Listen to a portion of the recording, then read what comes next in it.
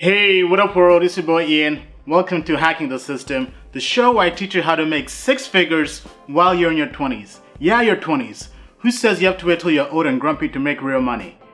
In today's show, we're going to cover one of my favorite topics. We're going to go away from the external. In the prior videos, we've been covering things about making money, but now I'm going to show you what truly matters. Internal. How do you talk to yourself? How do you achieve your dreams? In this episode, I'll show you how to become Superman and achieve and maximize your fullest potential. Let's get into it. Hey, what up world? This is your boy the Made Man. Welcome to Hacking the System, the show where I teach you how to make six figures by any means necessary while you're still young. Create the lifestyle of your dreams and hustle to greatness.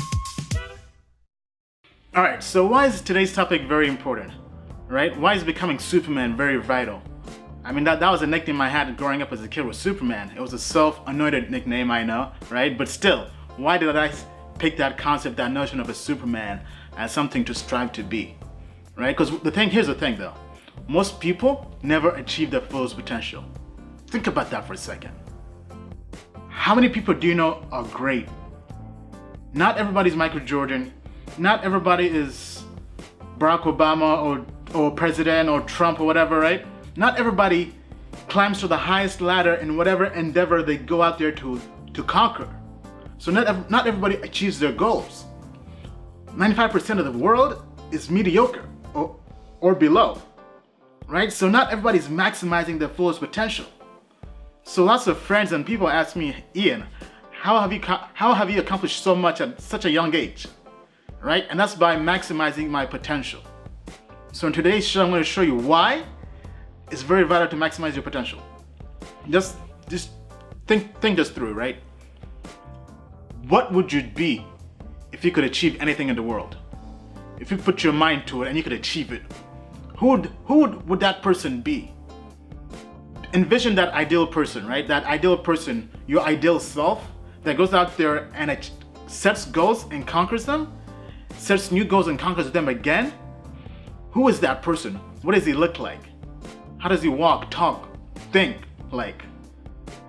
That ideal person you pictured right now is Superman. It's a metaphor. Superman is a metaphor for the ideal you. You becoming and maximizing your fullest potential. Going from 0 to 100, right? That version of you that's reached 100 is called Superman. All right, so that seems nice and dandy, right? But where does Superman really come from, right? Are we talking about the comic book, the superhero Superman? Right? Not really. Superman comes from a German philosopher, Friedrich Nietzsche, one of my favorite philosophers of all time. Right? If you don't tell, my friends know by now, I love Nietzsche. And Nietzsche had this concept called the Übermensch, which basically translates to Superman from German to English, right? So Übermensch translates to Overman and Superman. So Superman is a metaphor that Nietzsche had for somebody who's gone out there and has conquered life, right? Imagine that top 5%. People out there who are the greatest in their fields, in their endeavors. That's a Superman, right? And that's something every person should strive to be, is to maximize your fullest potential. So growing up as a kid, I didn't even know about Nietzsche, but I just kind of still felt the same way about the concept of Superman. I wanted to go out there and conquer the world. Not in a superhero kind of way, but in achieving my dreams, my visions, right? Anything I wanted to go out there and do, whether it's being a president, whether it's starting my own company, whether it's making lots of money, I wanted to go out there and do that, right? So that's where I got the name Superman from. So it's kind of a coincidence that Nietzsche had the same concept of going out there and conquering yourself and achieving your maximum potential was a metaphor for Superman. All right, so I've told you where the concept comes from, but what does it mean to be Superman? What does it truly mean? Superman is a philosophical point of view and outlook on the world. It's somebody that is self-reliant. They don't outsource their point of view of the world to society, to religion, to family, to anybody.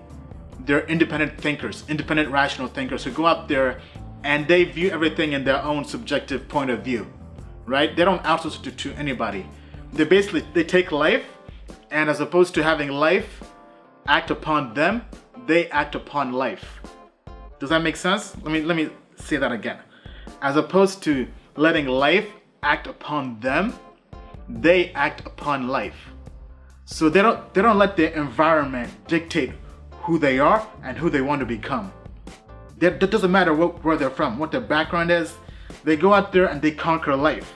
They act on life, not the other way around. That's what it means to be Superman. So let's delve deeper into the concept of being Superman by going through a few quotes from Nietzsche. This is probably my favorite quote of Nietzsche of all time. It goes something like this. To live is to suffer. To survive is to find some meaning in the suffering. That's a famous quote by Nietzsche, and one of my favorite quotes of all time, if not my best quote of all time by Nietzsche. Right? What does that really mean though? That quote tells us that to live, to be human, is to suffer. Suffering is a human condition. Everybody in the world suffers. Doesn't matter who you are, whether you're rich, poor, in between, right? Everybody suffers. So suffering is just part of being human.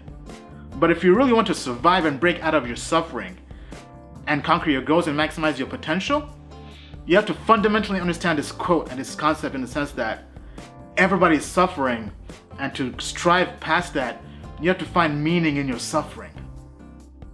You have to find that why, that fuel in your suffering to motivate you to climb out of your suffering. We're getting very deep here, right? To live is to suffer. To survive is to find some meaning in the suffering, right? Because everybody in the world suffers. Doesn't matter whether you're in a developing country, third world country, rich country, does not matter. Everybody has ups and downs. That's part of being human, part of being life. A life that's purely nothing but highs is pure fantasy. Everybody has ups and downs. Things ebb and flow, right? So regardless, the quote is basically telling you that don't complain about your suffering, right? Because that doesn't do anything. That's just being human. Suffering is never going away. It's been there since the beginning of time, and it will always be there, right? Even me, myself, to this day, I still suffer. I still have ups and downs, right? But to get out of that, you have to find meaning as to why you're suffering. Once you find that meaning, that why, you can climb out of your suffering and use that to motivate you, to fuel you, and take you out of your suffering. All right, so what exactly do I mean by that? You hear lots of people say that you have to find your why, right? That passion, what drives you, right? So let me follow this up with a second quote from Nietzsche. He who has a why to live for can bear almost any how. Let's say that again.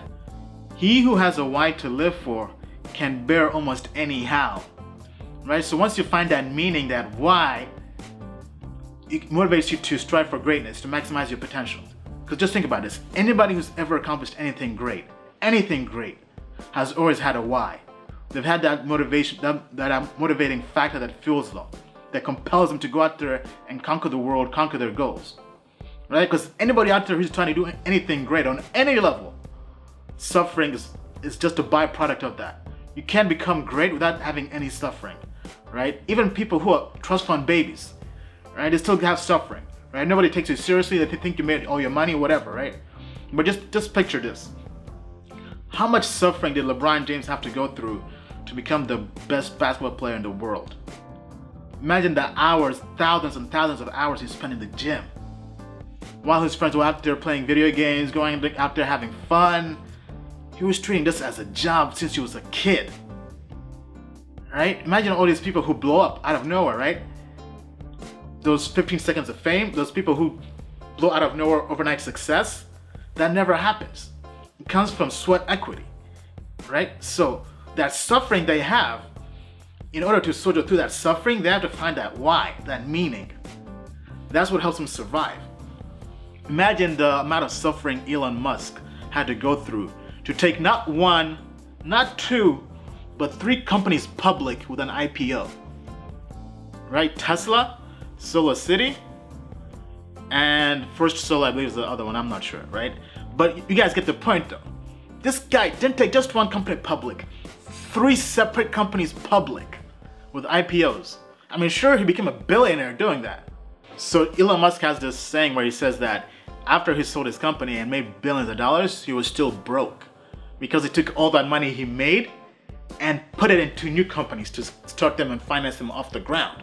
So he had to borrow money from somebody else to pay rent, right? So the suffering doesn't stop at any level you're on, whether you're out there in the beginning starting off, or you're already up there and trying to conquer the world, right? Everybody has suffering on some level, but to maximize your potential and persevere through that suffering, you have to find that why that drives you, that motivating factor, that meaning that takes you and helps you survive your suffering. So I know, for example, in my story, my background and coming up, I've had to go through lots of suffering, but I've been able to go through that and that I've found my why. I have two whys. My first why is my family. My family drives me, right? I want to make so much freaking money for them that they never, ever, ever have to worry about having money again.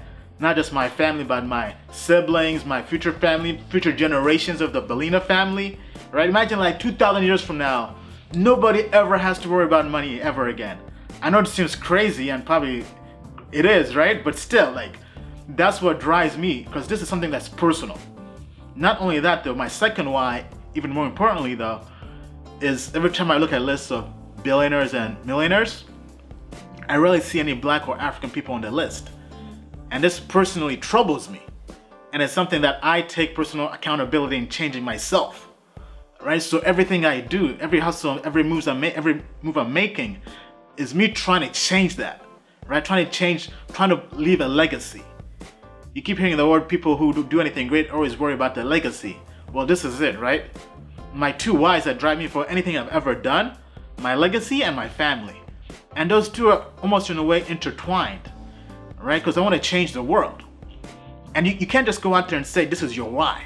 It has to be something that really, really moves you to action, that compels you to move out there, go out there and do anything, right? Because your why might be totally different.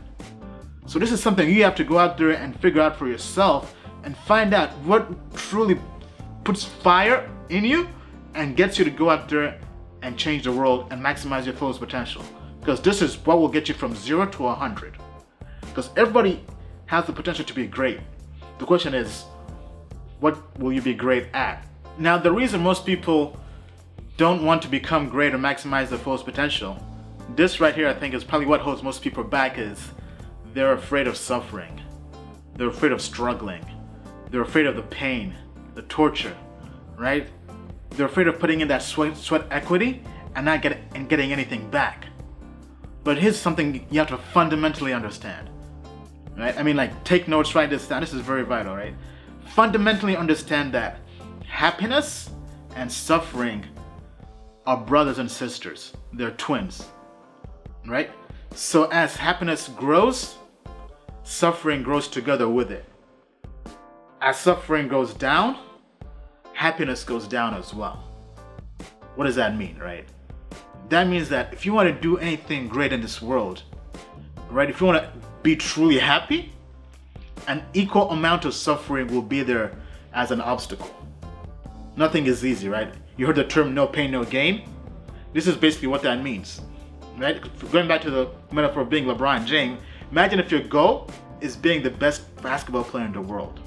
Right? Oh, you just picture about being LeBron James, you're happy, on top of the world, $1 billion deal with Nike, right? All-star, Hall of Famer, right? Top of the world, pure happiness, right? But that brother of happiness has a sister, or vice versa, right? Or a sister has a brother called suffering. So you can't ascend to that level without having that suffering being part of that. You guys truly have to fundamentally understand that concept.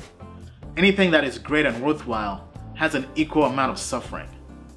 Imagine the suffering Barack Obama had to go through to become the first black president in America. Right? There were over 40 other presidents. Imagine the level of suffering he had to go through. All the way back in his childhood studying. Let's say he had that dream as a kid, right? The path was not easy. Or imagine the level of suffering the first female president will have to go through. Right? Some people say Clinton had the qualifications, but she's still going through that suffering. Right? So anything that's great and worthwhile is not going to be easy. It won't be a cakewalk.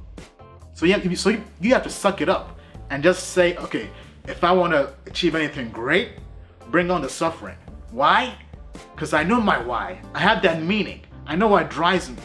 And whatever drives me will help me overcome that suffering. So to kind of sum up that last statement I just made, let me read this quote from Nietzsche. It's so good that I have to read this off my phone here, right? Pay attention here, pay attention.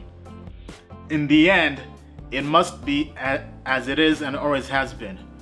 Great things remain for the great, abysses for the profound, nuances and shudders for the refined, and in brief, all that is great and rare for the rare. What does that mean? I mean, so Nietzsche is basically saying that anything in the world that is great is for the great. Anything in the world that is rare is for the rare. I mean, just ponder that statement for a second. I mean, so if you want to achieve anything that's great, if you want to achieve greatness, maximize your fullest potential, operate at 100%, you have to do great things. And those great things are meant for great people. They're not meant for everybody. Not everybody can be Michael Jordan, Derek Jeter, Tom Brady, Winston Churchill, right? Albert Einstein. Not everybody can be great. They're meant for great people, not for mediocre people. And anything that is rare is not meant for everybody. It's not something that commonly happens for everybody. That's why it's rare. Because if it was, it wouldn't be rare. And if it was, it wouldn't be great. Right? So once you understand this, you have to know that you have to go out there and earn your greatness. Alright, so we've talked about finding your why and rising up to greatness and maximizing your fullest potential by becoming Superman. Right? But here's the thing. Your path to becoming Superman, to maximizing your fullest potential, is a personal path. Nobody, and I mean nobody, can take that path for you. You have to take it yourself. You have to have self-belief and self-confidence to go down this path and not outsource anything to anybody else. This is something you have to rationally decide. Weigh the pros and the cons on this path and this journey you're going through.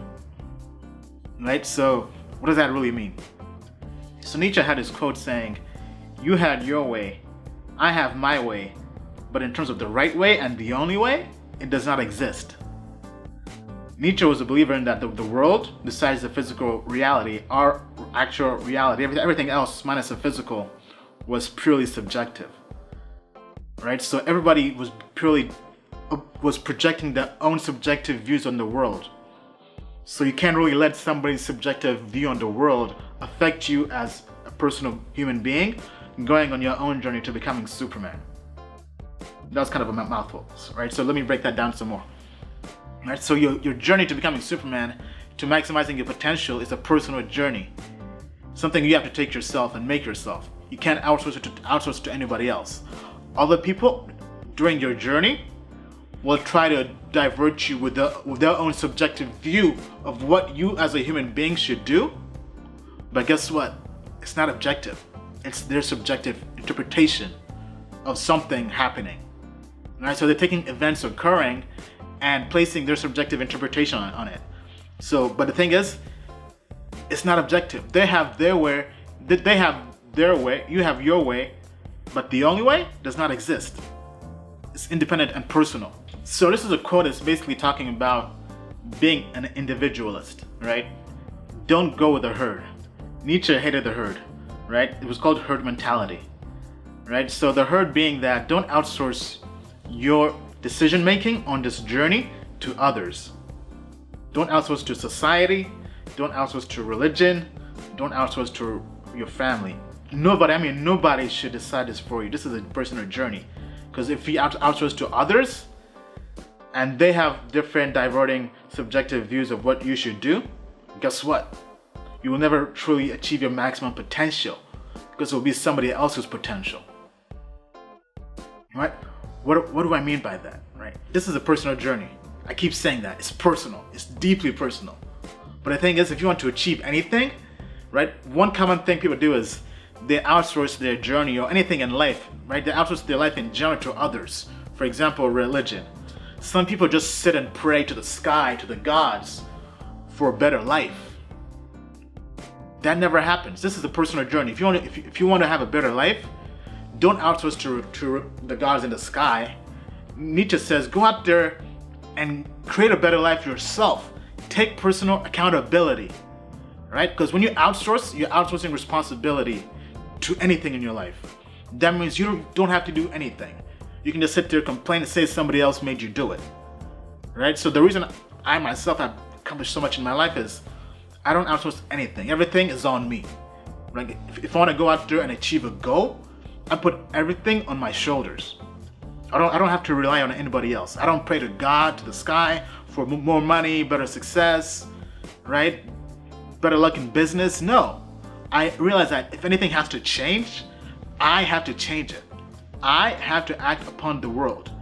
I'm not going to sit there waiting for a miracle to happen. I take personal accountability to go out there and make it happen. Right? I don't outsource to society. Society says you should do X, Y, and Z. Heck no. I do what I want.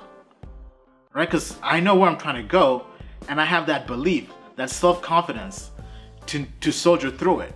So going back to the notion of being great, right, and how that relates to herd mentality, right? Herd mentality is basically agreeing with the masses, agreeing with everybody, right? Anything you do in life, always question it. Don't just go along with emotion and do what people tell you to do because they tell you that's how it's always been done, right? Because how things have always been done is not really personal, right? You have to personalize everything to you in your life. Don't do something just because that's how it's always been done or that's how everybody does it, right? Because going back to greatness, if something is common, it can't be rare. If something isn't rare, it can't be great. Let me say that again, right? Anything that is common can't be rare. Anything that is not rare can't be great by definition, right? So if you want to be great at anything, you have to be a rare individual. Right, going back to LeBron James, right? Imagine LeBron James is out there working in the gym, right? So how do we actually apply this in the real world, right? Imagine LeBron James is out there practicing in the gym. Back in high school, maybe even middle school, right? Practicing in the gym, putting in that sweat equity. He's just a kid, but he's treating his dream of being the best basketball player of all time as a job. At his young age, he still treats this as a job. But not just that though, right? Because he has to fundamentally understand the notion that if he's going to become the best of all time, right? Because he said he's chasing that ghost, Michael Jordan, right? If he wants to be the best of all time, you can't just go out there and be the best basketball recruit in your class, right? You can't just be, if you're a high school kid out there playing sports, you can't just be the best recruit in your class. That's not what you're chasing, because that's not rare. I mean, yeah, sure, it's good, but if you want to be the best of all time, you have to be the best basketball recruit of all time. I mean, that's pretty much what it means. Like, so that's the kind of work you got to put in. You got to be the best basketball recruit in like the last 20 years. I mean, just think about basketball, right? I talk about basketball because I love basketball, right? How many basketball athletes have gone straight to the pros from high school to the pros? You have Kobe Bryant, Kevin Garnett, Tracy McGrady, right? LeBron James, all these people, right? But these people weren't just the best recruits in their class to be able to accomplish that. They were the best recruits of their decade, right? I mean, because Jerry West was scouting Kobe when he said he was going to the draft. He was scouting him out of high school, right? He saw Kobe play for like 5 minutes and shut down the practice because he said, I don't want any of us to see how good this kid is. Even though he's only in high school, this is one of the best players I've ever seen in my life. And he was only in high school, right? Surpassing college players. Because that's the level of greatness you have to strive for, right? Because whatever you're doing, if you want to be great, it has to be rare. If you look around and whatever you're doing isn't rare, it's not great. Alright, so let me just make one last point. I've made this point before, but I'll say it again, right? So Superman is a metaphor. It's a metaphor for the ideal version of yourself. And if you want to maximize your potential, right, you have to be willing to find your why. What drives you? How do you become that Superman? What's that motivating factor? Because To live is to suffer. To survive is to find some meaning in that suffering. So if you want to have the capability to soldier through your suffering, to persevere, you have to have that why, because it gives you meaning. All right? I told you guys my why was my family and my legacy. I want to change the world, and that drives me. However, this is a personal motivating factor. Could be different for you, right? My why won't be the same as your why, and you can't let other people, other society, the herd, dictate to you what your why is. So you have to figure that out, right? So don't outsource anything in your life to anybody else. Be an individual at the core, right? Don't outsource to religion, society or family or friends. Take personal accountability for yourself. Anything you want to do in the world, anything you want to achieve to maximize and become that Superman is on your shoulder. It's on your back. Don't sit and pray to the gods in the sky or sit there and wish for life to change. Go out there and make it change yourself. Take personal accountability. Nobody will give you a great life. You have to go out there and create your great life.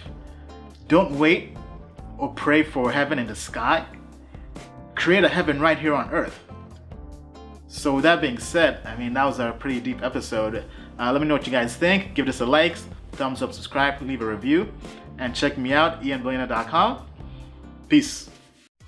Alright, that's a wrap. Thanks for checking out the show. Make sure to give it a like, subscribe, drop a comment and review. Check out my website where I drop game every single week. Check me out on social media, Instagram, Facebook, Snapchat. Let's go out there, make this money. Hustle to greatness.